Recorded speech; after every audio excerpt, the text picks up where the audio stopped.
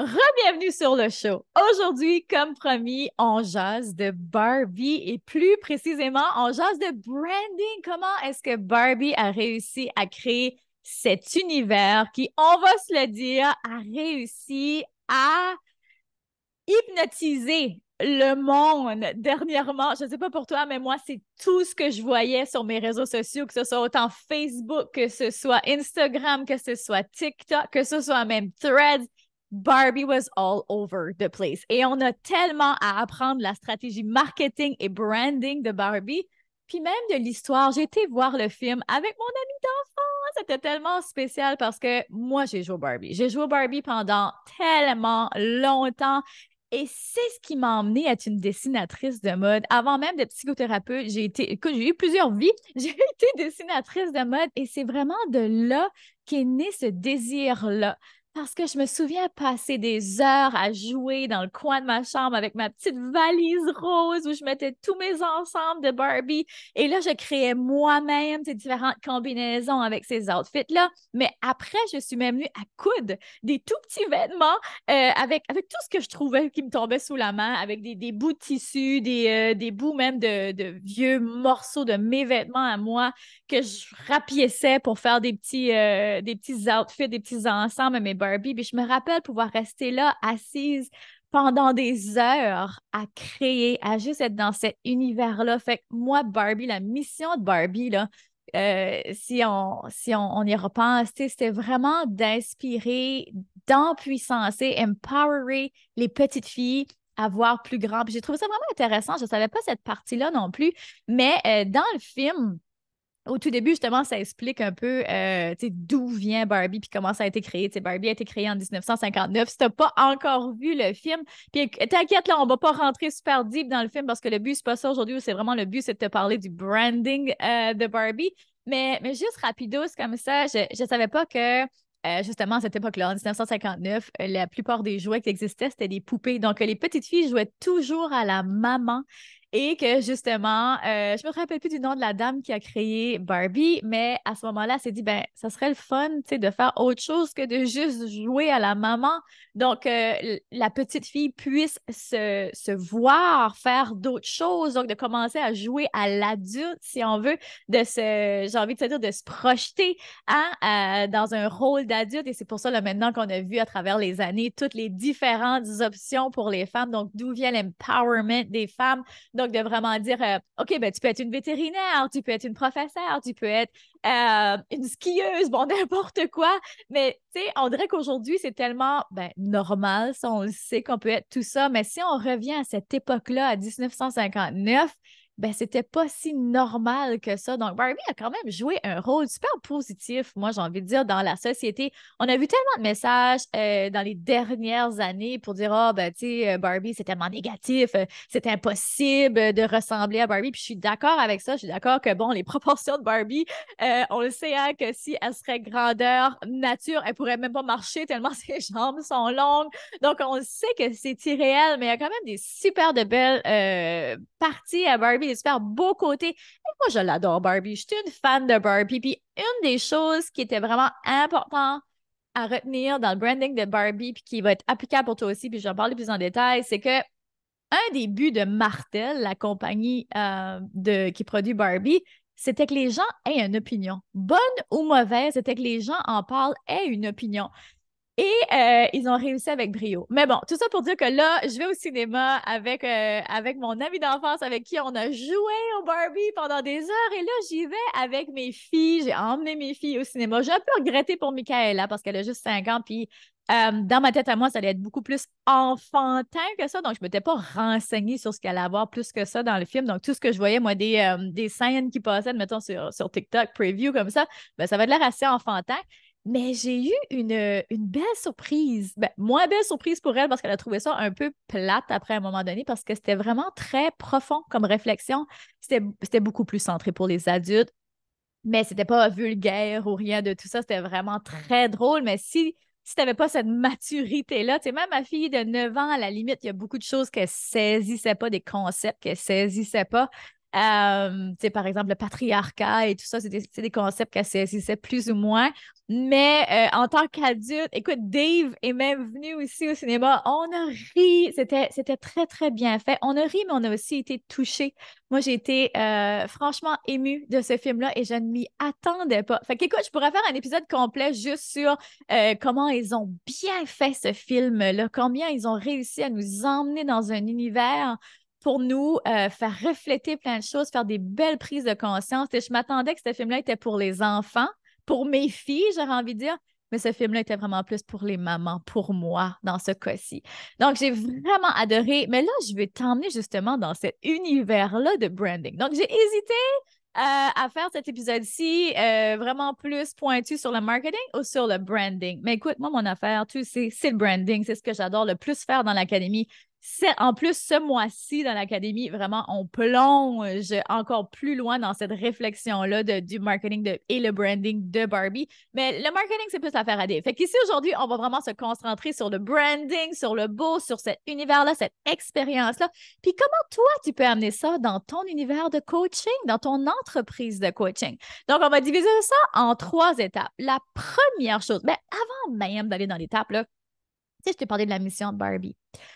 Quand vient le temps de créer un branding, tu dois vraiment être très clair sur ta mission à toi, sur tes valeurs à toi.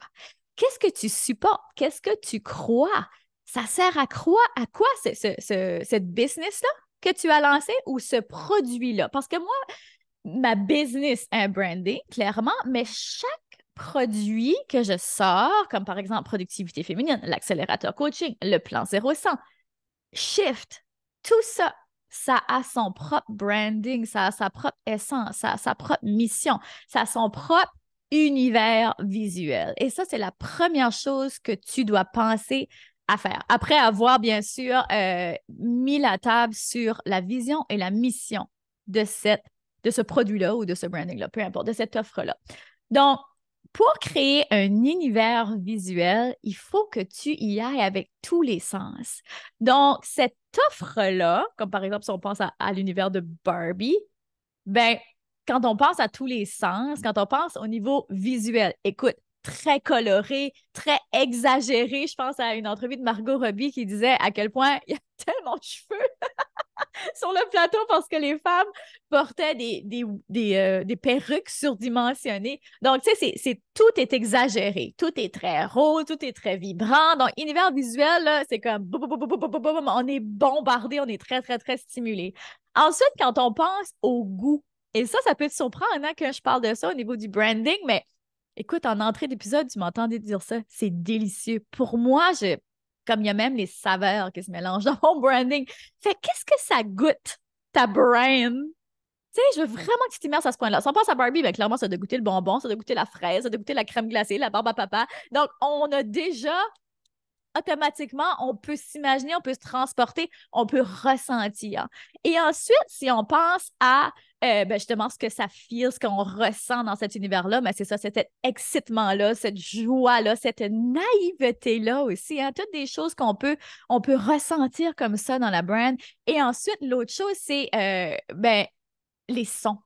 Qu'est-ce qu'on entend? Est-ce que c'est relax l'univers de Barbie ou bien est-ce que c'est vraiment stimulant? Et là, moi, tout de suite, j'ai la soundtrack de Barbie dans la tête parce que ça fait que depuis le film de Barbie, ça joue à tous les jours dans la maison, dans l'auto. Donc, j'ai l'ISO dans la tête, tu sais, Dua Lipa, donc toutes celles qui ont fait des superbes de belles chansons. By the way, tout était comme tout de ce marketing-là, de ce branding-là du film Barbie était sur la coche, on va se dire. Fait que, tu sais, j'ai déjà justement les chansons qui sont la danse, on voit qu'ils font une chorégraphie. Donc, tu sais, c'est très lively, c'est très positif, c'est très enjoué. Donc, on a déjà là un univers qui est irréel, mais lorsqu'on commence à mettre tous ces morceaux-là ensemble, devient de plus en plus réel. Fait que dans ta brand à toi, demande-toi, c'est quoi l'univers de ma brand? Écoute, moi, mon processus créatif, quand vient le temps de créer, comme là, par exemple, je suis en train de créer une nouvelle offre qui s'en vient, mais je n'ai même pas envie de dire une offre, ça va être une nouvelle expérience. C'est toujours des expériences. Mais ce sera en live, c'est ce que je peux te dire pour l'instant. Et la première chose que j'ai fait, c'est l'imagerie. c'est travailler sur l'imagerie, c'est travailler sur les couleurs, c'est travailler sur, tu sais, moi, je vais aller chercher des photos qui m'inspirent, des poses parce que je veux un photoshoot. À chaque fois que je fais un nouveau produit, toujours un photoshoot qui vient avec ça. Et c'est plus facile pour moi de créer, de vraiment aller peaufiner les mini-détails une fois que l'imagerie est en place. Une fois que ça, c'est en place, là, on dirait que ça flotte beaucoup plus. Les mots, les punchlines, tout ça, ça vient se mettre en place. Donc, numéro un, assieds-toi, crée l'imagerie, va chercher des bouts de choses qui t'inspirent, des couleurs qui t'inspirent et demande-toi, qu'est-ce que ça goûte ce produit ici? Qu'est-ce qu'on ressent quand on est dans l'univers de ce produit-là? Qu'est-ce que j'entends? Quel genre de musique? Écoute, ça, c'est une autre chose aussi que je fais avec chaque produit que je lance, il y a une playlist. Il y a une playlist sur Spotify, tu peux la trouver, tu peux me trouver sur Karine Ruel. Il y a toujours une playlist. Donc, à chaque fois, tu vas voir, à chaque fois là, comme que je m'assois et que je dois être productive, ben, je vais chercher ma playlist de productivité féminine. Et là, ça met vrai boum. À chaque fois que mon mindset de mon money mindset est un peu tout croche, parce que des fois, moi aussi, ça m'arrive, boum, je vais chercher ma playlist. Puis des fois, il n'est même pas tout croche. C'est juste que je me lève le matin, puis je suis comme, yes, j'ai envie d'être dans cette vibe, j'ai envie de ressentir cette énergie-là, j'ai envie de feeler ça, cette puissance-là. Boum, en me préparant, je mets ma playlist de shift. Fait que, tu sais, c'est toutes des petites choses comme ça que tu peux créer et qui vont aider ton client ou ta cliente à se mettre dans cet univers-là, parce que c'est ça ton point. Les gens veulent des expériences aujourd'hui, de l'information. Il y en a partout, elle est facile d'accès. On veut des expériences. Et c'est drôle, ça me fait penser à une cliente qui me disait, écoute, moi, je préfère rouler 45 minutes de chez moi pour aller dans un salon de coiffure où je vais traiter aux petits oignons. De un, le décor est, on dit toujours Instagrammable, hein, tellement qu'on peut prendre des photos partout. On va me servir une coupe de vin ou un café. On me fait un beau massage de tête. Donc, il y a vraiment une expérience enveloppante. Donc, ça ne la dérange pas du tout de rouler 45 minutes et de payer plus cher pour avoir cette expérience-là. Fait que songe à ça quand vient le temps de créer ton nouveau produit ou peut-être de revitaliser ton entreprise. Donc, ça, c'est step numéro un. Deuxième chose, là, c'est le temps d'établir ta stratégie de marque. Donc là, tu vas aller analyser la compétition. Et je dis bien analyser la compétition et pas copier la compétition, OK? C'est d'aller voir comme, OK, qu'est-ce qui se fait sur le marché, par exemple? Bon, quand est venu le temps de créer Shift, je suis comme, qui d'autre dans le marché francophone ou marché anglophone a des programmes de money mindset et qu'est-ce qui, selon moi, manque? C'est toujours ça. C'est toujours d'aller trouver le petit gap, le petit trou, la façon d'aller chercher ta clientèle, parce qu'on a tous une clientèle différente, de leur parler d'une façon que la compétition n'arrivera pas à le faire. Donc, c'est toujours d'aller essayer de trouver l'angle et d'approprier ça, bien sûr, avec tes valeurs et de mettre tout ça ensemble. Donc, ça, c'est la deuxième chose, c'est d'analyser ça et de voir comment toi, tu veux te positionner après ça. Fait que, OK, maintenant, à la lumière de ce que j'ai vu, de ce que j'ai étudié qui se passe un peu dans le marché, ben voici comment moi, je peux me positionner, comment moi, je peux arriver avec un message qui me ressemble vraiment, avec un message qui, je sais, dit de cette façon-là, illustré de cette façon-là, parce que moi, je lis beaucoup avec des images. J'adore faire des mini-clips vidéo. Tu sais, j'adore vraiment. Puis écoute, si tu écoutes cet épisode-là, tu es très clairement, toi aussi, une entrepreneur créative. Des fois, genre, quasiment envie de dire, on se force pas assez. On se force pas assez, disons-le. Même moi, des fois, je pourrais travailler encore plus fort et de faire juste écrire mes notes là, pour venir faire cet épisode ici, le boost que ça m'a donné pour créer des nouveaux produits, mais aussi emmener l'expérience de mes clients à un autre niveau, à un autre niveau. Fait que j'espère que ça te donne toi aussi ce beau boost-là. Donc, ça, c'est la deuxième chose. Quand vient le temps de faire ta stratégie, excuse-moi, dans le temps de faire ta stratégie de marque. Donc, d'analyser ta compétition, de voir ton positionnement et de garder en tête que c'est important d'être polarisant d'une certaine façon. Parce que quand on regarde Barbie, puis comme je t'ai dit tantôt, un des buts de Martel, là, c'était que les gens aient une opinion de Barbie. Peu importe, qu'elle soit bonne ou qu'elle soit mauvaise, on veut que tu saches c'est qui, puis on va être tellement bruyant, on va faire tellement de bruit. Écoute, la team de marketing de Barbie, là, je leur lève mon chapeau parce qu'ils étaient partout, ils ont fait des collaborations avec tellement de gens. C'était impressionnant. Mais leur but, c'était de faire du bruit.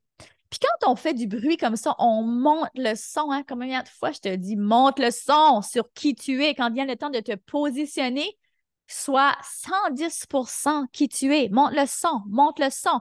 Parce que c'est comme ça que tu vas attirer des gens qui te ressemblent et des gens que tu peux vraiment aider parce que la synergie qui se crée entre toi et tes clients, c'est ce qui va l'aider à leveler up. Cette synergie-là, moi, quand je travaille avec mes clients, je me vois pas comme ah, moi, je suis au-dessus, toi, tu es en dessous. Non, on marche ensemble, main dans la main. C'est comme, c'est une équipe. C'est vraiment une connexion qui se crée. C'est comme, OK, let's go. Comment moi, je peux t'aider à apprendre de l'altitude? Sauf voilà, comment est-ce que tu peux arriver avec des messages qui sont tellement tranchants, qui sont tellement polarisants, qui sont tellement électrisants que quand la personne, elle l'entend, elle fait comme oh wow, ça me parle, OK? Troisième chose, là, c'est d'emmener ça dans la réalité maintenant, c'est si on s'inspire du marketing de Barbie, c'est de créer des pop-ups. Donc, par là, je veux dire, tu as sûrement vu le Airbnb de Barbie. Donc, c'est de prendre cet univers-là que Barbie nous propose et de l'emmener dans la réalité. Donc, dans la réalité, tu peux vraiment louer ce Airbnb de Barbie, qui est cette grosse maison-là avec les jouets de Barbie. Vraiment, c'est la maison de Barbie en réel, dans la réalité. Fait que, how cool is this? Je veux dire, les gens sont comme, ça se loue, puis ça se loue pas à petit prix, on s'entend. Fait que ça, c'est une des choses. Mais l'autre chose, ils ont vraiment arrivé à emmener ça dans la réalité tellement fort que les gens, comme même je pense à moi, avant d'aller écouter le film de Barbie, ben écoute, je me suis habillée avec des vêtements roses, on s'est amusés, moi puis les filles, on a mis la soundtrack de Barbie, on s'est maquillés, on a fait nos cheveux, on s'est habillés en rose. J'étais comme, OK, les girls, comme choisissez ce qui pour vous, tu sais, la représentation de la Barbie que vous voudriez être. Puis là, Charlie était comme, oh, moi, je vais être Sporty Barbie. Puis là, Michaela, moi, je vais être Princess Barbie.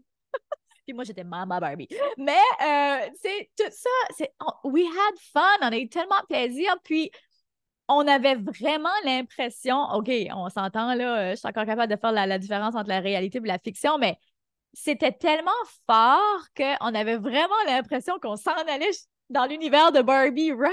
Puis je suis certaine que tu t'as probablement senti comme ça aussi. Écoute, il y a des gens qui faisaient qui font des thèmes de fête. Tu sais, je vois des gens qui créent des événements avec la boîte de Barbie et tout. On a vraiment l'impression qu'on est dans cet univers-là. Et ça, c'est quelque chose que je suis vraiment fière qu'on a réussi à faire dans l'académie. On a réussi, moi, dans l'académie, quand j'ai commencé à faire justement mon tableau de vision, puis faire mon identité visuelle, puis faire ma stratégie de marque et tout ça, un de mes buts, c'était que les gens se sentent comme, dans un univers de luxe. Un peu comme quand ils viennent magasiner à l'académie, ils se sentent comme dans un magasin de luxe. Et ce commentaire-là revient de mes clients. C'est comme, je me suis autorisée à entrer comme dans un magasin de luxe. C'est comme ça que je me sentais. Tu sais, je veux que les gens se feel que c'est luxueux d'être dans l'académie, que c'est quelque chose qui se paye pour elle parce qu'elle le mérite. Elle le mérite de s'asseoir à cette table-là dans nos groupes de discussion, dans nos groupes de marketing, de branding, de stratégie. Elle mérite d'être assise à la table. Puis elles savent qu'elles vont créer quelque chose de grand. Elles ont fini de jouer petit. Fait que ça, là, je l'ai dit, puis j'ai des frissons, là. Ça, c'était ma vision.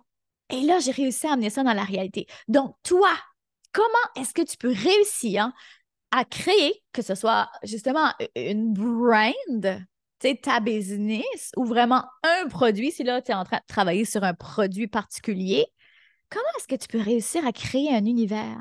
Comment est-ce que dès la première étape, juste avec, par exemple, le premier reel ou la première vidéo ou la première image, tu réussis à faire saisir à faire saisir toutes les petites subtilités de cet univers-là et faire ressentir les émotions qui viennent avec cet univers-là. Ça, c'est vraiment puissant, guys. Ça, c'est un art. Ça, moi, ça m'allume et j'adore ça, faire ça avec mes clients de l'académie. C'est ce que je triple le plus. On a chaque cliente qui rentre dans l'accélérateur. Tu sais, je dis l'académie, je sais, ça peut être confusing là, parce qu'il y a 2 niveaux, mais l'accélérateur, c'est notre programme plus high-end. Et dans ce programme-là, les femmes ont accès à un appel de branding avec moi où là, je m'assois avec elles et on regarde leur branding puis on voit comment on peut mettre tout ce dont j'ai parlé aujourd'hui en vie. Comment est-ce qu'on peut tourner ça vraiment dans la réalité? Fait que j'espère qu'avec ce que je t'ai donné là aujourd'hui, ça t'a allumer plein d'idées, que tu te sens comme Barbie, que tu te sens super. Ben oui, OK, dans le film, elle était un petit peu triste, mais tu sais, Barbie, dans la réalité, c'est quelqu'un qui est tellement joyeuse, qui est tellement remplie de vie, qui est tellement pétillante. Fait que j'espère que c'est comme ça que tu te sens. Puis la dernière chose que je vais te dire, une autre super de belle leçon de Barbie par rapport à leur marketing, la façon qu'ils ont fait ça. Tu sais, ça a été quand même étalé sur plusieurs semaines avant la sortie du film de Barbie, avant la première. Et la leçon là-dedans que tu peux apprendre, c'est d'arrêter de mettre le focus sur inciter les gens à acheter maintenant et emmener les gens à avoir envie d'acheter plus tard.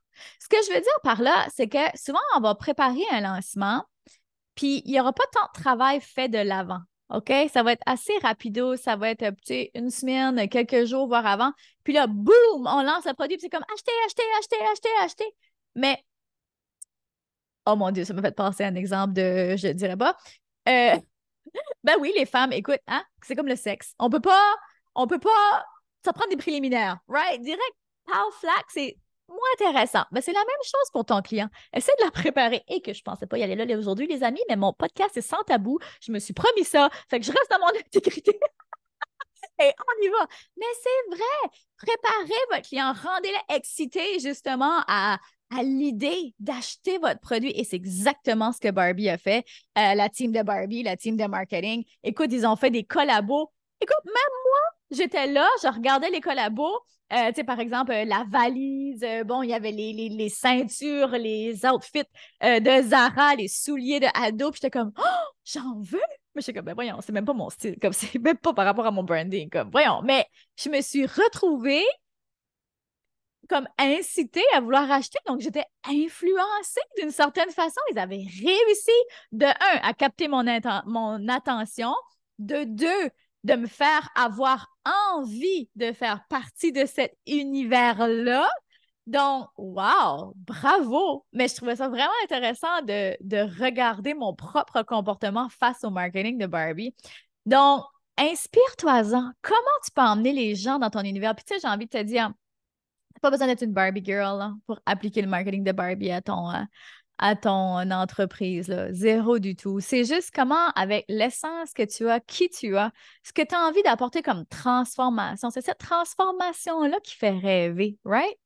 Tu sais, dans l'univers de Barbie, c'est beaucoup, tu sais, tous les beaux détails, toujours les cheveux bien mis. En tout cas, moi, c'est ce qui me parle, mais toi, dans ton univers, quelle est la proposition? Qu'est-ce que ta cliente a rêve de? Qu'est-ce qu'elle a envie? Pense à ça. Emmène ça dans ton univers. Puis d'aller de cette façon-là, donc de mettre un peu plus de travail. Puis, tu sais, j'ai toujours ceux-là qui font, même si c'est juste un petit peu plus d'efforts, sont déjà le 1% de plus que la majorité des gens qui font le bare minimum qu'on appelle, donc juste la base. Donc, si tu pousses un peu plus, les résultats peuvent être extraordinaires. On s'entend que Barbie, c'est un autre niveau. Parce qu'avec leur première, là, je trouve ça vraiment intéressant de faire cet épisode-là après la première de Barbie parce que à leur première, ils ont réussi à faire un chiffre d'affaires de 22,3 millions. Je veux dire, c'est fou avec une poupée qui, dans les dernières années, j'ai l'impression, on a tellement bâché, on a tellement tapé sur la tête de Barbie de dire ah, ce que tu fais aux femmes, c'est pas bien. Puis, tu sais, puis je suis d'accord là jusqu'à un certain point que, tu sais, c'était pas la meilleure représentation pour les enfants. Puis, bon, la distorsion qui vient avec tout ça. Mais reste que il y a des belles choses quand même de Barbie. Moi, ça a été quelque chose de positif dans ma vie. Ça m'a fait connecter à cette créativité-là. Ça m'a ouvert à cet univers-là du monde de la mode que j'ai adoré, qui m'a permis de m'épanouir, qui m'a permis de m'exprimer, puis encore aujourd'hui, qui me sert. Fait qu'il y a des beaux côtés à ça. Fait que tout ça pour dire, voilà, comment est-ce que tu peux appliquer ces 3 étapes-là dans ton entreprise de coaching? Tellement de façons que tu peux faire ça, mais tout revient à comment est-ce que tu peux rendre ça plaisant, amusant. Comment est-ce que tu peux rendre... Ah, puis c'est ça, je pense, l'autre chose que je vais finir avec. En direct, dans le derrière de ma tête, j'ai comme, non, il y a autre chose, il y a autre chose. Rends ça amusant. Ce que je vois beaucoup de gens faire par rapport à leurs produits, c'est que des fois, on va shamer les gens, donc on va les faire sentir coupables. Tu sais, par exemple, il y a un exemple juste comme ça frappant qui me vient, comme par exemple dans le monde de la perte de poids. Tu sais, on va se demander, ben, tu devrais perdre du poids. Tu sais, il y a comme toujours une façon plus, ben, j'ai envie de dire qui goûte amère. Hein? Si je dis goûte amère, peut-être que là, ça va te faire réaliser. Mais c'est tellement plus profitable pour tout le monde que d'y aller du côté solution, optimiste. Tu sais, personne n'aime les grincheux. Personne n'aime se faire shamer, se sentir coupable. Tu sais, les gens veulent rêver. Les gens veulent voir ce qui est possible. Ils font déjà ça, ce job-là, de se sentir coupable, de se sentir pas bon assez. Puis notre place en tant que coach, c'est pas ça. C'est pas de les faire sentir coupables puis de leur dire ce qu'ils font pas de bien. Oui, OK, d'une certaine façon, que si on les éduque pas, et notre rôle, c'est de les éduquer, mais il y a une façon de les éduquer qui est positive, qui est valorisante et qui va leur donner envie de faire l'extra miles, là, le petit push de plus pour aller chercher ces beaux résultats-là. Fait que voilà, j'espère que ça t'a inspiré. Moi, ça m'a nourri de faire cet épisode de Barbie-là. J'ai fait beaucoup, beaucoup de petits clins d'œil à le goût, la nourriture, tu sais, tout ça, mais que c'est important dans ton branding. Donc, si je te demande qu'est-ce qu'elle ressent, ta brand, de quoi elle a l'air, qu'est-ce qu'elle goûte, quels sont les sons, quelles sont les émotions qu'on reçoit quand on entre dans ton univers. Viens partager avec moi. Si tu as aimé cet épisode-là, partage-le. Viens me dire en commentaire si tu as eu une petite nugget, une petite chose de positif aujourd'hui dans cet épisode-là. Je t'invite à donner au suivant puis à aller me laisser un beau commentaire sur... Ça peut être directement sur YouTube si tu m'écoutes sur YouTube ou tu peux m'envoyer directement sur la plateforme de podcast que tu l'écoutes, que ce soit Spotify ou que ce soit iTunes. Mais j'apprécie tellement ça de vous lire. En tout et partout, gros merci d'avoir été là. J'espère que tu es super énergisé et on se retrouve la semaine prochaine. Vous venez d'écouter le podcast Altitude. Pour ne rien manquer des prochains épisodes, abonnez-vous au podcast et cliquez sur le 5 étoiles. Vous pouvez aussi consulter nos outils gratuits créés pour vous au www.podcastaltitude.com. Merci d'avoir été là et à très bientôt dans le prochain épisode Femmes d'Altitude.